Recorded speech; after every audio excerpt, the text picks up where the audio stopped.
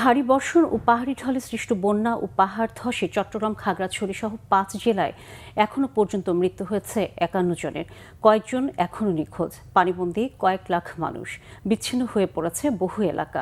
চট্টগ্রামের বিভিন্ন উপজেলায় সৃষ্ট বন্যা পরিস্থিতির কিছুটা উন্নতি হয়েছে। গত ২৪ ঘণ্টায় জেলা জুড়ে বৃষ্টির দাপটও কমেছে। পানি নামতে থাকায় স্বাভাবিক হতে শুরু করেছে জনজীবন। এবারের বন্যায় সবচেয়ে বেশি ক্ষতিগ্রস্ত হয়েছে সাতকানিয়া, বাঁশখালী, লোহাগাড়া, চন্দনাইশ উপজেলা। পানিবন্দী হয়ে পড়েছে ৭.৫ লাখ মানুষ। বান্দরবানেও বন্যা পরিস্থিতির উন্নতি হয়েছে। সড়ক থেকে পানি সরে যাওয়ায় সারা দেশের সাথে সড়ক যোগাযোগ আবারও চালু হয়েছে। তবে আর্মিপাড়া, শেরি বাংলানগর, বনানী সমিল ও সাঙ্গু নদীর পাড়া এলাকা এখনও তলিয়ে আছে।